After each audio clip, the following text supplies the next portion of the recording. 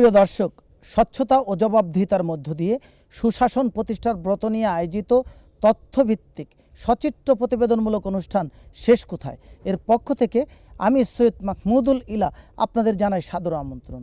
আমাদের আজকের বিষয় নাটোর জেলার বিভিন্ন থানায় ঘটে যাওয়া হত্যাকাণ্ডের সুষ্ঠু তদন্ত এবং তদন্ত প্রতিবেদনের বাদী ও বিবাদী পরিবারের বিভিন্ন সমস্যা এবং তাদের অবস্থান নিয়ে। আসুন আমাদের মূল অনুষ্ঠানে। প্রিয় দর্শক, আমরা এই মুহূর্তে অবস্থান করছি নাটোর জেলার বাগাতিপাড়া থানার অন্তর্গত পাকা গ্রামে। আমি যে ঘরটিতে আছি এই ঘরের ভেতরেই নিজ ঘরে আপন চাস্তো ভাইদের দ্বারা খুন হতে হয়। ইকবাল পারভেজ মোহন এই বাড়ির মালিক।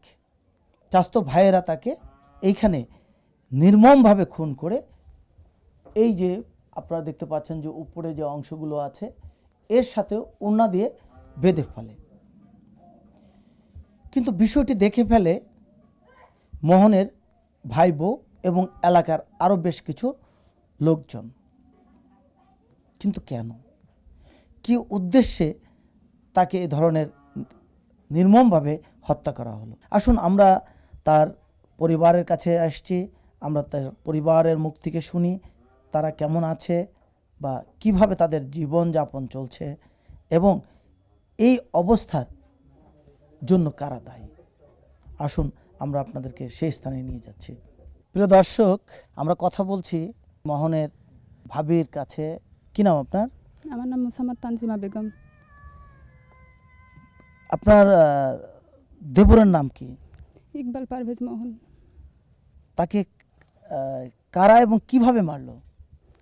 মোহন ইফতার পর মুকান্দারি পর সন্ধ্যার পর মুকান্দারি হয়, তখন মোহন আসে। এসে বলে, ভাবি আমি ঘুমাবো, তুমি বাইরে থাকো। এরকম বরাবর আসে মোহন কেস হওয়ার পর থেকে। আসি মোহন ঘরে থাকে, আমি লাইট লিয়া রাস্তাত বাড়াই, আমার ভাইকে আমি পাহারা দিই।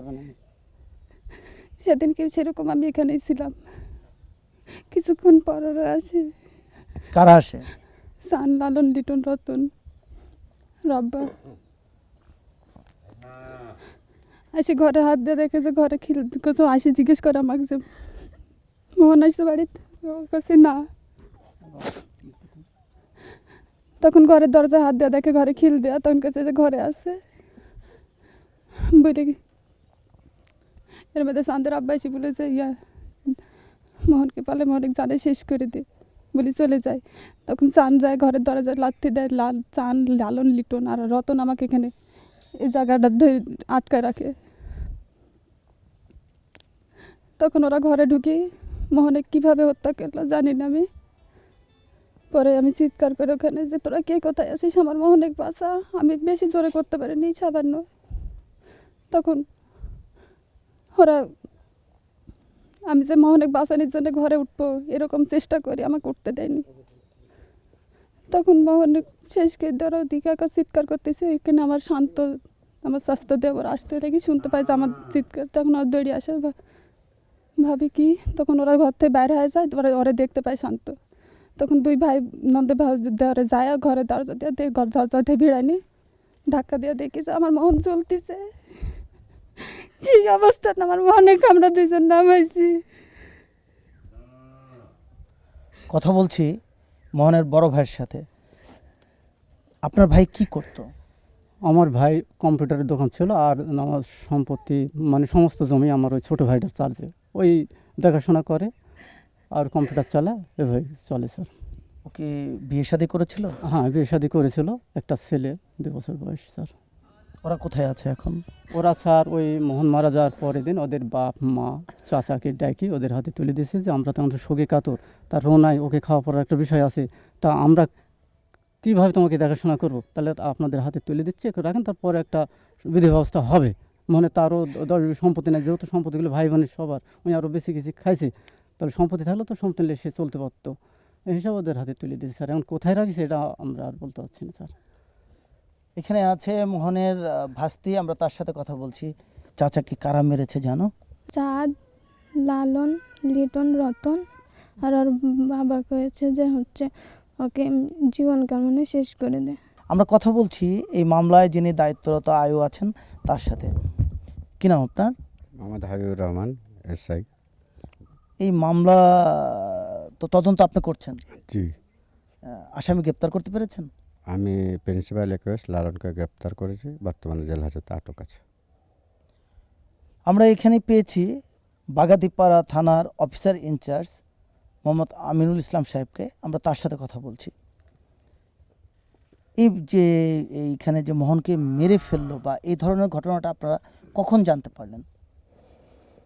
এই ঘটনাটা জানতে পারি 10টা সাড়ে 10টার দিকে আমরা ঘটনাটা মোবাইল ফোনের মাধ্যমে জানতে পারি এবং তাৎক্ষণিকভাবে আমরা এখানে এসে দেখি যে ওদেরকে হসপিটালে নিয়ে গেছে।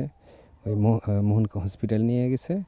তারপর ওখানে তার সুরথাল রিপোর্ট করি এবং এখানে তাৎক্ষণিকভাবে যে ব্যবস্থা নেওয়ার দরকার সেটা আমরা নিয়েছি এবং ওই রাতেই প্রধান যে মেইন আসামি লালন, তাকে আমরা গ্রেপ্তার করতে সক্ষম হয়েছি। অন্য যে সকল আসামি ওরা কোথায় আছে বা ওদের অবস্থান সম্পর্কে আপনারা কতটুকু অবগত আছেন? তাৎক্ষণিকভাবে আমরা তাদেরকে অ্যারেস্ট করার জন্য আমরা চেষ্টা করেছি, আমরা সোর্স নিয়োগ করেছি, কিন্তু রাতেই তারা ঘটনা ঘটার সঙ্গে সঙ্গে তারা দূরে কোথাও চলে গেছে। তাদেরকে ধরার জন্য তাদের মোবাইলের নাম্বার সংগ্রহ করেছি এবং সেই সব নাম্বারগুলো আমরা বন্ধ পাই। এরপর থেকে তাদের আর কোনো ট্রেস পাওয়া নাই। এলাকায় আমরা বিশ্বস্ত সোর্স নিয়োগ করেছি। এলাকায় যদি তারা কখনো আসে বা তাদের কোনো সন্ধান পাওয়া যায় তাহলে আমরা তাদেরকে তাৎক্ষণিকভাবে অ্যারেস্ট করতে পারবো। লালন, তুমি এখন এই মুহূর্তে জেল হাজতে আছো।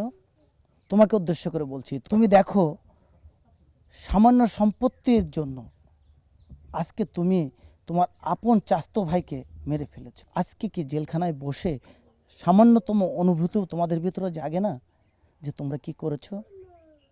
বা যারা পালিয়ে আছো, আইনের হাত অনেক দূর পর্যন্ত, গ্রেপ্তার তোমাকে হতেই হবে এবং আদালতে তোমাকে সোপর্দ করবে, আইনের কাঠগড়ায় তোমাদেরকে দাঁড়াতে হবে।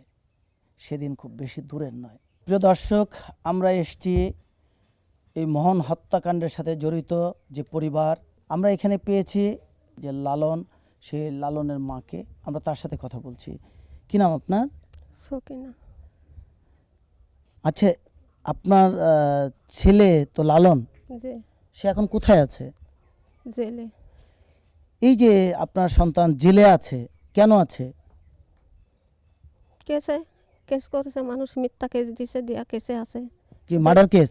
যে তো এই যে মার্ডার কেসে আপনার ছেলে জেলে আছে, আপনার কষ্ট হচ্ছে না? তো কষ্টই তো হচ্ছে। আপনি কি ছেলেকে দেখতে যান? একদিন গেছি। কি বলে সে তখন?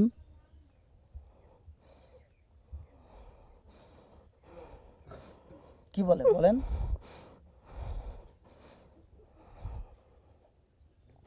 প্রিয় দর্শক বা লালন, তুমি দেখতে পাচ্ছ যে তোমার মা, তাকে যখন জিজ্ঞাসা করছি সে কথা বলতে পারছে না। তুমি অপরাধী কিনা সেটা আইন বলবে, তথ্য প্রমাণের ভিত্তিতে আদালত বলবে, কিন্তু আজকে তো তুমি আসামি, তুমি আজকে জেলে আছো। তোমার মা, সে একজন বয়োবৃদ্ধ মানুষ, সে আজকে তার চোখের পানি ফেলছে।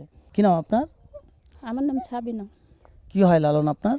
লালন আমার ছোট ভাই, আমি বড় আপা। আপনাদের এই বাড়ির কয়জন আসামি মোট? 5 জন, 4 ভাই আর আব্বা। আপনার বাবাও আসামি? হ্যাঁ, বাবাও আসামি।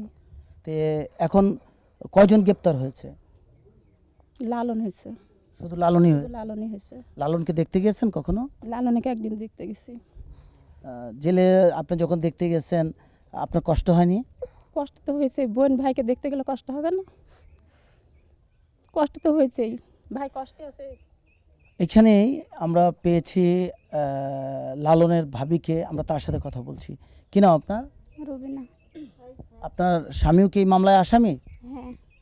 আপনার স্বামী কি গ্রেপ্তার হয়েছে? না, কে গ্রেপ্তার হয়েছে? লালন হয়েছে। সে কি হয় আপনার? দেবর হয়। কতদিন যাবত গ্রেপ্তার হয়েছে? 1 মাস 22 দিন। আপনি কি দেখতে গিয়েছিলেন কখনো? না, আমি এখনো যাইনি। আচ্ছা, এই যে আপনার দেবর বাড়িতে নেই, সে জেলে আছে, আপনাদের কষ্ট লাগে না? তো কষ্ট লাগে না, দেবরের গালে গুলি করেছিল, অপারেশন করলো, করে নিয়ে আসি, গুলি নিয়েই তো ওখানে অপারেশন করার 8 দিনের মাথায় ধরা পড়েছে, গুলি করার পরে তো ওখানে। প্রিয় দর্শক, এই যে পরিবারটিকে আপনারা দেখতে পাচ্ছেন, এই পরিবারের মূল যিনি যে পিতা, সেই পিতার থেকে প্রতিটি ছেলে পর্যন্ত এই মামলার আসামি। আজকে যারা বাদী তারা বলছে সামান্য জমি সংক্রান্ত ব্যাপার নিয়ে পারিবারিক দ্বন্দ্বের কারণে এই হত্যাকাণ্ড সংঘটিত হয়েছে। তদন্তই বলে দেবে আসল ঘটনাটা কি। তবে এদেশের প্রতিটি মানুষের দাবি, কোনো তুচ্ছ ঘটনাকে কেন্দ্র করে কাউকে মেরে ফেলা হোক, এটা হয়তো বা এই পৃথিবীর কেউই চায় না। একটা হত্যাকাণ্ড যখন হয়, হত্যাকাণ্ডে যারা সংগঠন করে, যারা মানুষকে মেরে ফেলে, তাদের কি হওয়া উচিত বলে মনে করেন আপনারা? যারা মারি ফেলাইছে তাদের শাস্তি হোক, দুনিয়ার যেন তারা আর কোনোদিন কাউকে না মারি ফেলাতে পারে। প্রিয় দর্শক,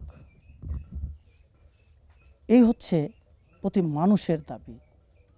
তাই আমরাও এদেশের প্রতিটি মানুষের কাছে আহ্বান জানাব, আপনারা কোনো অবস্থায় কোনো কারণেই আপনারা মানুষ খুন করবেন না।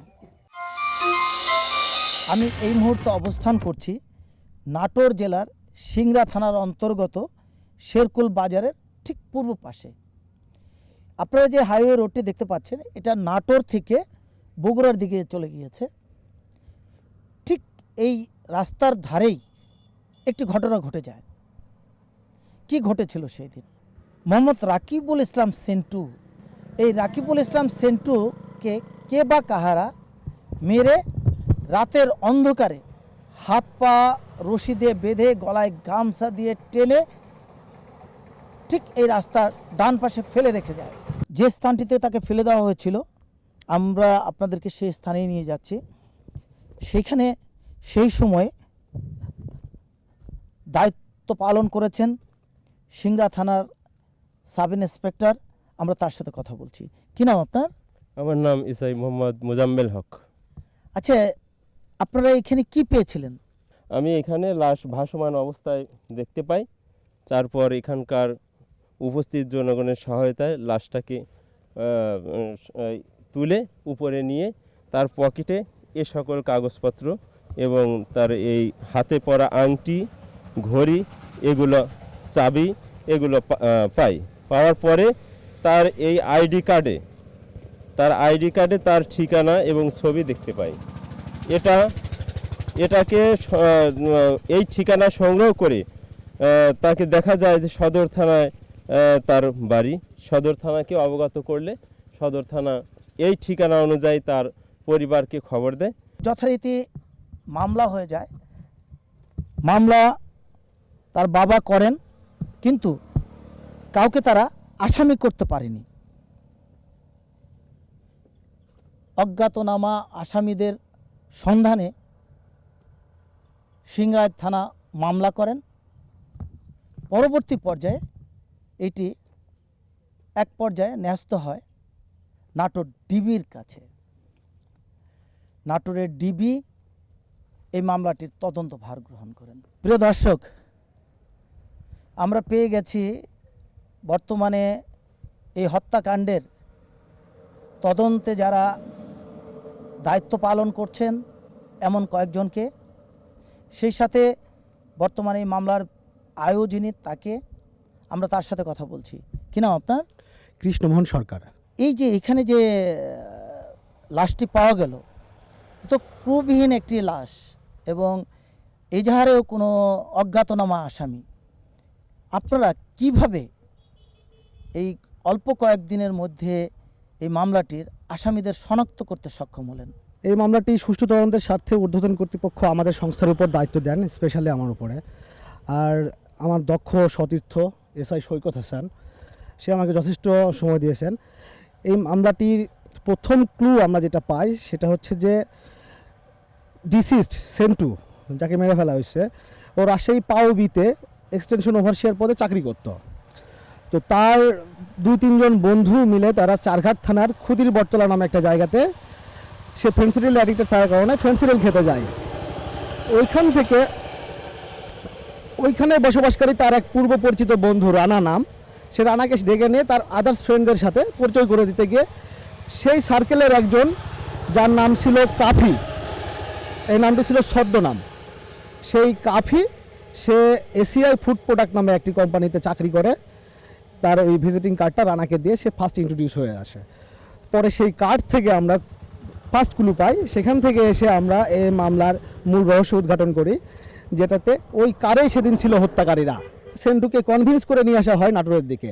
আর পথিমধ্যে মেন কিলার বাবু এবং আমরা যাকে অ্যারেস্ট করেছি সেই ফারুক ড্রাইভার, এই দুজন ওই কারের মধ্যে উঠে পড়ার পরে মেন কিলার বাবু সে ছিল সামনের সিটে, আর ফারুক ড্রাইভার তখন গাড়িটা চালাচ্ছিল। আরেকজন যে ড্রাইভার মাসুদ ড্রাইভার, সেই মাসুদ আর ছদ্মনামধারী কাফির সেই আসল নাম যার মনি, সেই মনি আর রুহেল, এই 3জন মিলে সেন্টুকে সহ ব্যাক সিটে বসে চলন্ত অবস্থায় নাটোরের দিকে আসাকালেই সম্ভবত রাত 8:30-9টার মধ্যেই তাকে চলন্ত অবস্থায় কারের পেছনের সিটেই শ্বাসরোধ করে হত্যা করে। অলরেডি আমরা পোস্টমর্টম রিপোর্টে পেয়েছি যাতে শ্বাসরোধজনিত হত্যায় এসেছে রিপোর্টে। এরপর নাটোর শহর চেকিংয়ের ভয়ে তাহারা টেকনিক্যালি রুরাল রোড ইউজ করে আমাদের এই প্লেসে সিংড়ার এই মেন রোডে এসে এইখানে লাশটা আলামত গোপন করা সুবিধা হবে জন্য এইখানে এসে 3-4 জন মিলে লাশটাকে তুলে এখানে ফেলে দেয়। প্রিয় দর্শক, প্রায় আমরা দেখতে পাচ্ছি যে আমাদের